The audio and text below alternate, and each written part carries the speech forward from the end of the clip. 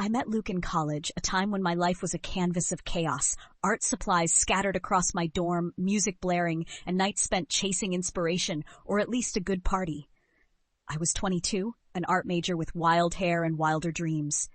Luke was 25, an engineering student whose idea of excitement was solving a complex equation. We shouldn't have worked, but we did. Our first date was at a greasy diner downtown, where he spilled his milkshake trying to impress me with a story about bridges. I laughed until my sides ached, and by the end of the night, I knew I'd found someone special. Our early years were a montage of small, perfect moments. There was the time I dragged him to a karaoke bar, his voice cracking on a Springsteen song while I cheered him on. Or the night he showed up at my dorm with coffee and a blanket when I'd been up for 36 hours finishing a project. "You're insane," he'd said, wrapping the blanket around me, "but I like it." We got married 5 years later at 27 and 30 in my parents' backyard. Fairy lights twinkled above us, and we danced barefoot on the grass, promising forever. The first few years of marriage were golden. Luke was everything you'd want in a husband. Dependable, warm, with sandy hair that fell into his brown eyes and a smile that felt like home. I freelanced as a graphic designer, chasing deadlines, while he climbed the ranks at a software firm. We bought a house in the suburbs, painted it sage green, and adopted a scruffy dog named Milo. I'd watch Luke fix a leaky faucet or grill burgers in the backyard and think, this is it. This is enough. But by 32, something shifted. The late-night talks faded into silent TV marathons. Our bedroom became a place of habit, not passion.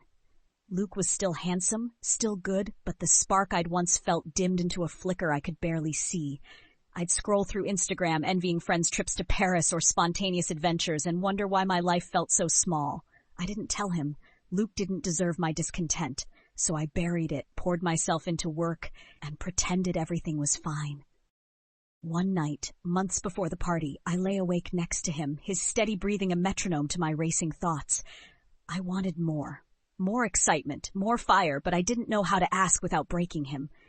Instead, I turned away, clutching the sheets, and let the silence grow.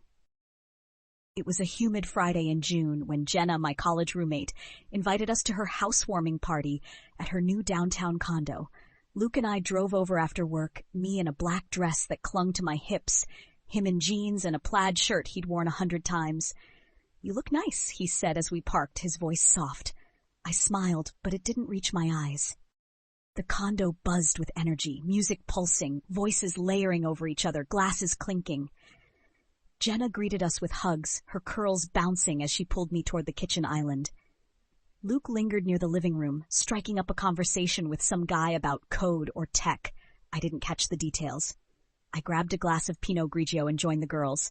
Jenna, Sarah from yoga, and a few others whose names I'd forget by morning. The wine flowed, and so did the laughter. One glass became 2, then 3, and soon my tongue felt loose, my inhibitions slipping away. We were trading stories about our partners, Sarah griping about her husband snoring, Jenna teasing her fiancé's fantasy football obsession. Then it was my turn. "Luke's great, you know?" I started, my words slurring slightly. "He's always there, fixing stuff, making sure I'm okay. But God, sometimes I wish he'd shake things up. He's so predictable. Honestly, I don't even find him attractive anymore. He's just there." The room erupted. Sarah's laugh loudest, Jenna's more nervous, the others chiming in with gasps and giggles. I grinned, riding the wave of their reaction until I felt the air shift. I turned, and there was Luke, standing in the kitchen doorway, a beer frozen halfway to his mouth. His face was ashen, his eyes wide with a pain I'd never seen before. Our gazes locked for a heartbeat, and then he shook his head, a small, sharp motion, set the beer on the counter, and walked out. "Luke, wait," I stammered, stumbling after him, but he was already gone, swallowed by the crowd. My chest tightened, the wine souring in my stomach. Jenna touched my arm. "You okay? Maybe you should—" "It's fine," I snapped, forcing a laugh. "He'll get over it. It was just a dumb joke." I grabbed my glass, took a shaky sip, and tried to convince myself I hadn't just torched everything we'd built. The party blurred on around me, but all I could see was his face, replaying in my mind like a broken film reel. I woke to a pounding headache and a dry mouth, the sheets cold on Luke's side. His pillow was untouched, the blanket still tucked tight.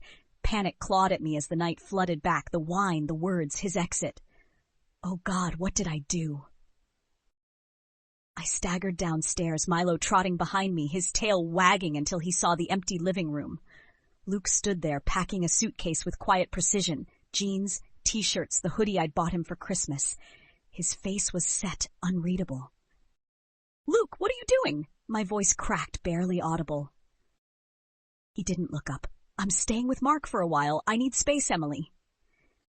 Space? No, Luke, I'm sorry about last night. I was drunk, okay? I didn't mean it. He zipped the suitcase and finally met my eyes. The warmth I'd always known was gone, replaced by a cold distance that chilled me. You said it, Em, and I think you've felt that way for a long time. I can't unhear it. Tears stung my eyes. Please, don't go. Let's talk. I can fix this. I need to think, he said, his voice steady but low. I'll call you when I'm ready.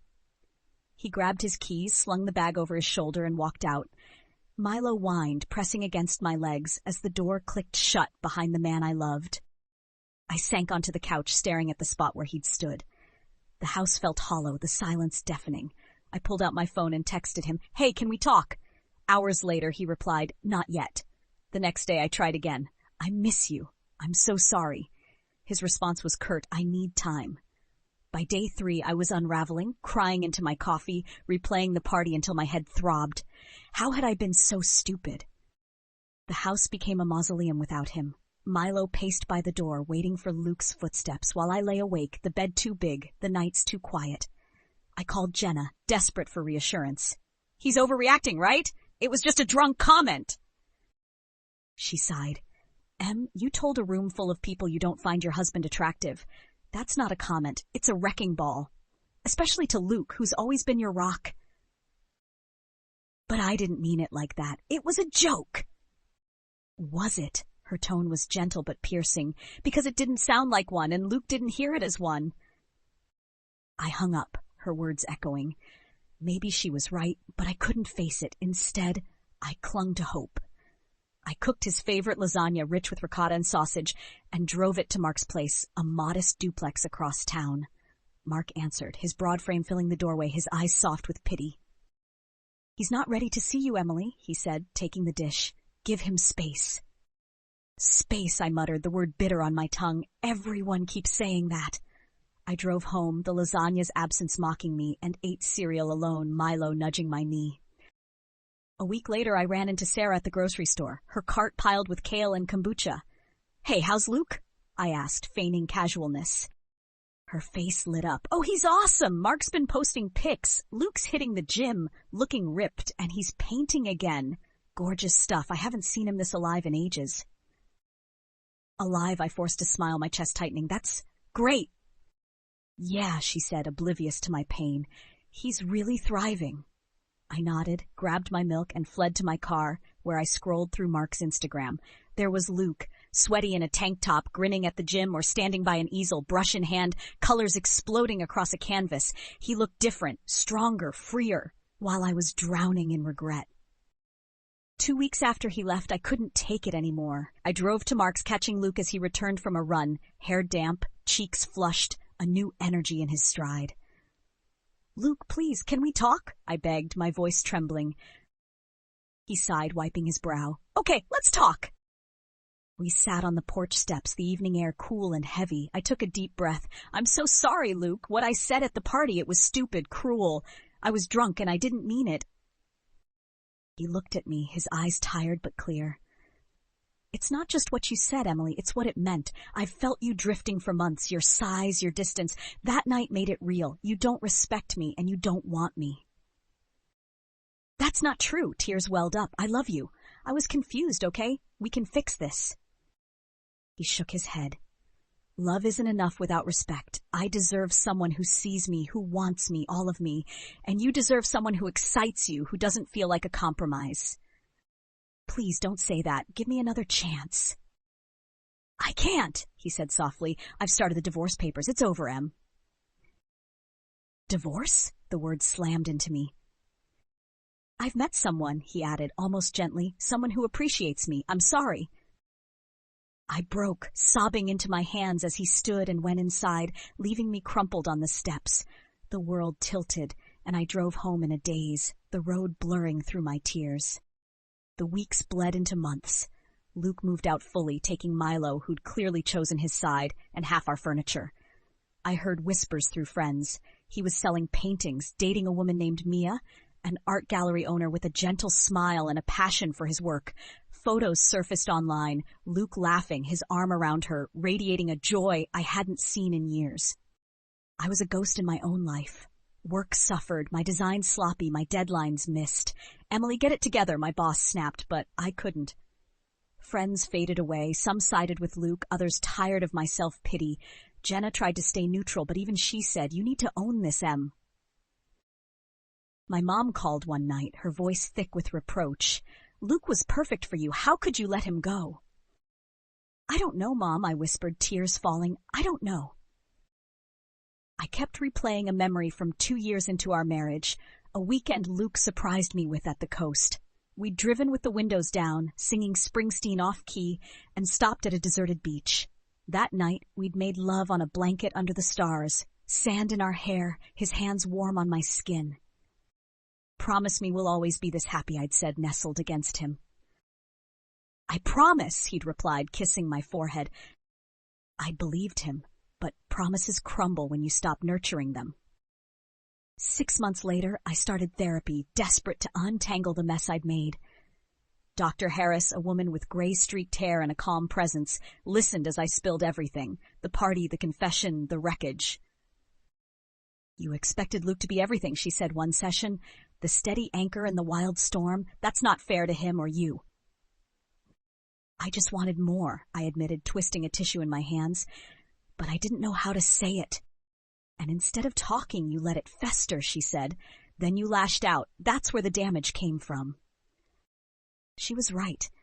I'd built Luke into an ideal, my perfect husband, then blamed him when he couldn't match it.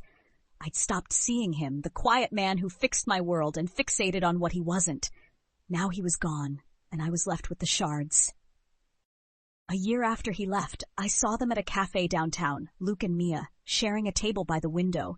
He laughed, his eyes crinkling like they used to with me, and she leaned in, her hand on his. They looked happy, truly happy, and it gutted me. Jenna confirmed it later.